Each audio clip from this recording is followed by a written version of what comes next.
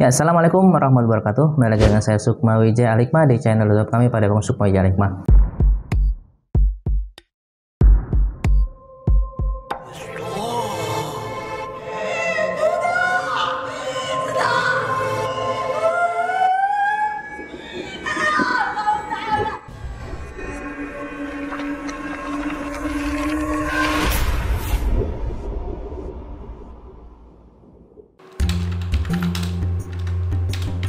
Ki, jadi Jumatan gak Ki? Ya, jadilah, ayolah. Ayo Ki. Ayo Ki. Ntar ya. Itu apaan Ki? Kok wanginya enak banget sih? Ini minyak kasturi. Oh. Ini minyak Arab ibadah. Nah, minyak kasturi ini minyak yang paling disukai Rasulullah dari hadis riwayat Muslim. Nah, ini minyak ini juga non alkohol dan insya Allah halal dan juga kualitasnya bagus nih. Nah, Saya minta dong Ki. beli dong, nih belinya di sini nih. Mana tuh, Ki? Nih ya, nih ada di Bukalapak, di Shopee ya, di Tokopedia nih. Ketik aja minyak Arab ibadah nih, tuh banyak tuh Banyak pilihannya. juga ya Ki ya. Iya. Baik, pada video kali ini saya kedatangan seorang narasumber. Yang narasumber ini dia itu seorang explorer. Dia juga hobi mendaki gunung, ya kan? Hobi mendaki hutan juga, ya kan? Tapi dia bukan orang hutan. Ya, tenang, dia juga bukan orang gunung, dia tetap orang kota, tapi dia hobinya mendaki gunung. Nah, kita panggil Mas Kumis. Ya, Mas Kumis. Kenapa dipanggil Kumis ini? Gimana Karena ceritanya? memang identiknya berkumis sih. Oh gitu ya. Jadi itu ciri khasnya itu ya, Ciri khas, berkumis ya ya. betul. Jadi itu nggak boleh kecil. dipotong tuh ya, seumur hidupnya. Nggak boleh. Kalau kalau dipanggil Mas Kumis tapi kumisnya nggak ada, aneh. Iya, jadi aneh. Emang udah ciri khas sih Mas dari Kumis. kecil. Ya. Nah, Mas Kumis ini tadi kita ngobrol-ngobrol katanya pernah disukain sama makhluk halus. Katanya jin katanya.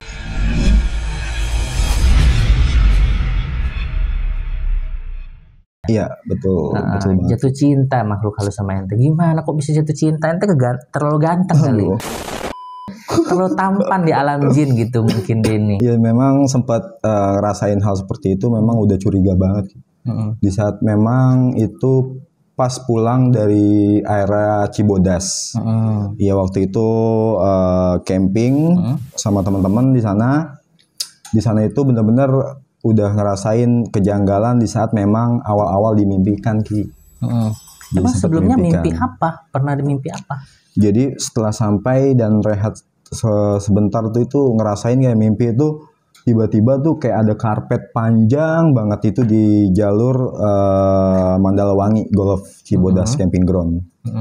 Dan di situ di mimpi pun kok bingung kok bisa ada karpet sepanjang itu, tiba-tiba memang berlurus arah ke saya. Sampai saat itu dari kejauhan itu kayak ada wanita memang berdiri. Setelah kita dilihat pun tiba-tiba kok lama-lama makin dekat. Perawakannya gimana tuh? Masih ingat gak? Kalau untuk perawakannya seingat saya memang sampai saat ini ingat memang cantik. Perawatannya cantik dan dia itu kalau dari segi baju busana itu memang kayak zaman-zaman baju-baju apa ya, kebaya ya kalau dibilangnya. Oh, baju-baju ya Iya. kebaya orang-orang lama ya. Kayak orang-orang lama gitu. Dia Kalau masih muda. itu muda, cantik sih memang kalau menurut saya. Lo aja kepincut ya. Cantik itu relatif Iya, loh. betul-betul. Iya, cuma menurut ente cantik. Iya, kalau menurut saya Oke. cantik. Terus pakai baju kebaya, warnanya mungkin rambutnya seperti apa? Kalau untuk warna kurang lebih sih memang dia kayak gelap. Kayak gelap Warnanya gitu. warna hitam, Kayak warna kecoklat-coklat, hitam kecoklatan. Memang kan kalau kita semakin menghampiri semakin detail atau jelas terlihat.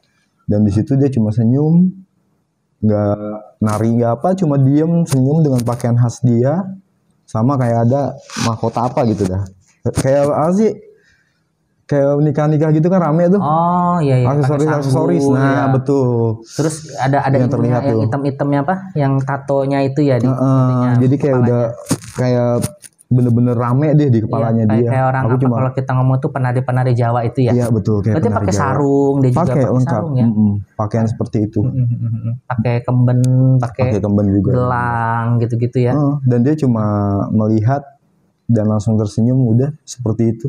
Nggak ngenalin diri dia siapa gitu. Nggak, dia pun nggak berbicara, dia pun nggak langsung, biasanya kan identiknya kalau itu kan kayak penari kayak apa gitu ya, kalau dengan busana seperti itu. Cuma dia cuma ngelihat aku lihatin, dia langsung tersenyum gitu aja. Itu pun tersenyum kurang lebih hampir beberapa detik dari aku kesadar itu, dari mimpi tersebut. Oh jadi habis dia senyum ente sadar? Itu langsung sadar tiba-tiba, langsung kayak itu siapa gitu. Padahal nggak jauh yang di tempat aku istirahat sejenak gitu sebelum kita gelar untuk pasang tendanya. Itu jalannya tuh aku ikutin jalan yang di mimpi yang ada ininya itu karpetnya. Masya Allah. Terus teman-teman juga bilang udah agak sanahan, agak jauhan. Kita pasang tendanya. Memang kalau di golf Cibodas itu kan lebar, panjang banget kan kalau untuk camping ground itu. Dan kita memutuskan itu untuk lebih ujung, mendekati dari beberapa curug-curug di sana gitu. Dan gak hanya itu aja, kejadian di malamnya pun ada tiba-tiba. Sorry, itu lu Gitu. kesana berapa hari nginepnya? Itu kita ngambil 2 hari 1 malam. 1 malam. Berarti kejadian itu malam. Kejadiannya langsung Jadi malam. saat ente dimimpiin itu pas di curug itu, apa sih, pas ente lagi camping itu ya? Pas di Pas camping tidur itu, malam itu. pas tidurnya itu memang udah langsung dimimpikan. Oh, nah terus katanya tendanya sampai pindah ya? Nah kalau untuk tenda pindah itu memang saya sama teman saya pribadi yang memang satu tenda itu pas bangun itu kaget, kok tiba-tiba nih kita temen kita kemana? Tadinya saling menyalahkan, lu ulang tahun gak? Enggak lah, takutnya dikerjain atau gimana, namanya kita pules kan tertidur. Tiba-tiba memang tenda itu berpindah, makanya sampai temen yang bangun juga lah, kok si Kumis nggak ngomong sih mindahin tenda atau apa. Ternyata memang jaraknya itu tenda saya udah pindah, dan saya pas bangun juga lah kok kayak denger suara air doang. Nggak jauh itu udah curugnya Ki. Ada satu curug. Tapi lu di dalam tenda itu berapa orang? Cuma 2. Itu tenda ukuran 2. Ukuran 2 orang. Jadi 2 orang. Jadi biasanya kan kalau tenda itu kan biasanya kita ngelilingin api unggun tuh biasanya. Itu juga gitu, itu formasinya begitu. Formasinya seperti itu. Jadi tenda aku tuh ada di sebelah kanan, ada tenda lagi, kita bundar gitu, nih api unggun. Tenda aku tiba-tiba udah jauh lari ke sana. Iya. Oh jadi pas tadi ente mimpi didatengnya sosok cewek itu, pas bangun-bangun tenda ente juga pindah. Dengan sendirinya tenda ente pindah, tapi dalam itu masih berdua. Iya, masih berdua. Itu pun sorry terus. Itu pun saya langsung lapor karena takut. Lapor ke petugas itu ya. Ke petugas yang saya izinkan. Sorry. Nah, itu teman ente juga mimpi yang sama nggak? Dia enggak. Dia sama sekali nggak ada kejadian, dan teman-teman yang lain tuh, wah lu ini aja kali, banyak ini kali apa maksudnya pikiran jadi kebawa mimpi aja. Tapi kok aneh, mimpinya kok di jalur memang Mandalawangi itu. Nah, itu kan anehnya gini ya, teman-teman. Sorry nih, kita bermain logika lagi gitu, logika dikit gitu ya. Kalau kita masang tenda itu kan pasti kita patok dong. Betul, dipasak. Kita pasak kan, kita pantek. Karena untuk gitu menghindari kan. dari angin. Angin kan, gitu kan. Itu kok bisanya pindah gitu, maksudnya udah patok apa mungkin ada teman-teman yang mindahin, maksudnya. Tapi kalau mindahin mestinya kok rapih banget gitu. Berarti itu harus butuh berapa banyak orang dong kalau sampai mau tanpa dia namanya camp itu dia kempesin dulu kan. Ya, biasanya kalau kita mau pindah kita kempesin dulu baru kita pindah kan gitu. Iya, makanya sempat kan Bang Kumis bilang lu ulang tahun atau enggak, ini kita dikerjain atau enggak gitu. Soalnya kita tuh kayak merasa kan semalam itu memang satu lingkup, karena kan kita dibatasin dong kalau untuk penyewa gitu. Tiba-tiba kita di sana, makanya kan langsung ada yang nyanggah, teman-teman bilang yang camp, lu sompral kali Miss, lu atau buang air kecil sembarangan, atau juga lu berbuat apalah, tolong dijaga. Ya kan aku bukan sekali 2 kali ngecamp sampai digituin sama temen yang seperti itu. Makanya ini udah nggak beres. Kalau aku orangnya simple, kalau nggak beres ini aku langsung lapor. Kalau memang ada kesalahan atau apa, ya mohon dimaklumi, karena kan tidak merasa nyaman, keganggu, walaupun dari satu orang yang diganggu kan kasihan yang lain gitu. Jadi acaranya berantakan atau gimana, langsung aku lapor di saat itu karena udah bis jangan kayak orang gila deh ngawur kayak gini, gue harus lapor. Ternyata memang ada beberapa kesalahan yang fatal di saat itu. Apa tuh? Kita itu melebihi batas dari camp. Seharusnya di golf itu hanya sampai tengah, sampai curug sana. Kita malah nekat ngambil di sana. Iya. Dan malamnya pun itu beberapa dari tim yang memang udah ada perkataan-perkataan yang menyinggung. Kayak gini nih nggak, siapa tuh sekalian yang mau ngonten nih nggak serem. Ada yang kayak gitu, beberapa kreator yang memang udah bikin mereka sensitif kalau kata si penjaga dari Abah itu yang aku nanya. Nah sorry, pada waktu ente bangun, ini pertanyaan yang agak sedikit ini ya, lo ada ngeliat orang nggak waktu pertama lo bangun, lo buka tenda, ada sosok yang lo lihat nggak, entah ular, entah cewek, yang tiba-tiba dia ngilang aja gitu, pas ente bangun lo ya, Itu nggak ada. orang pertama yang ente lihat. Kalau itu aku ngerasa pas lagi ngelindur, kayak kita bangun seketika, itu ada bayangan di tenda aku tuh, kan tenda tuh, kita kan cuma pakai yang buat lampu ini, jadi cuma ada bayangan orang berdiri, aku penasaran nggak ada. Tapi sosoknya perawakannya kayak laki-laki. Perawakannya itu kayak bertubuh doang gitu, badan gede gitu. Oh berarti laki-laki ya. Cuma di saat itu aku kayak bangun gitu kok angin tiba-tiba datang juga. Seru nih guys. Jadi memang aneh ya. Dia mestinya camp itu udah dipatok, tiba-tiba bisa pindah. Pindah itu yang benar-benar masuk akal. Dan pindahnya juga dipatok juga di situ. Pindahnya udah benar-benar bentuk semula aku awal bikin. Berarti cuma pindah gitu. Pindah doang tapi patokannya masih matok gitu ya. Masih matok gitu, makanya bingung. Pas bangun pun aku cuma bilang, bangun. Aku bangun duluan tuh. Lu udah kayak dengar suara gemercik air. Lu tahu nggak itu? Terus gimana? Enggak. Kenapa emang? Ini kita kok di sini jauh banget gitu. Perasaan pas malam kita bareng sama yang lain. Gitu. Pas aku cuma teriak, woi. Aku langsung manggil di sana dong. Beberapa emang udah dia nyadar juga di sana. Si Kumis nggak bilang kalau mau pindah atau kemana. Awalnya seperti itu, makanya juga wah kok bisa aneh. Sampai benar-benar dari beberapa gunung yang aku naik gitu maksudnya, yang itu di situ baru di jalur situ, baru camp di situ, sama beberapa bukit yang memang aku pernah camp, sempet di Cidahu juga, nggak pernah ngerasain. Nggak pernah aneh ya, cuman waktu itu aja aneh. Itu aja aneh banget. Nah setelah kejadian itu kan kalian buru-buru pulang dong, beringkes segala macam, buru-buru pulang. Mungkin temui Kuncen sana gitu ya, atau misalkan Abah yang tetua di sana. Mungkin tetua di sana ada ngomong apa nggak? Di situ kita langsung dibawa ke tempat dekat Mandalawangi. Jadi di situ ada khusus buat tempat pendakian atau apa. Di situ kita bisa sharing atau apa. Di situ saya cuma bisa lapor bahwa gimana sih maksudnya kalau untuk orang-orang yang nggak tahu, takutnya kan yang lain atau mimpi itu pernah nggak sih sama kejadian gitu. Saya sampai lapor segitu saking takutnya gitu kan, dampaknya untuk kedepannya atau gimana gitu. Saya sampai bilang di situ lah ketemu kayak bapak-bapak memang udah tua. Kalau di sana tuh dipanggil Abah. Si Abah itu bilang memang bahwa di situ memang beberapa kali yang membuang sampah sembarangan atau apa sompral atau apa pasti dikerjain. Tapi memang kalau untuk dari AA pribadi, kalau Abah tersebut dia bilang katanya cuma ibaratnya tuh aku lagi capek katanya, cuma memang ada salah satu udah ke bawah gitu, dan di situ aku benar-benar lagi nggak bersih sampai ninggalin sholat asar gitu. Oke. Nah sudah dari Abah itu, jadi solusi dari Abah waktu itu gimana? Solusi dari Abah ya paling dia hanya bilang katanya nanti kalau AA pulang gitu, insya Allah juga nggak bakal ngikut, cuma gitu aja. Cuma kan kita namanya orang, gini kan perasaan kan takutnya dia ngikut di rumah atau gimana.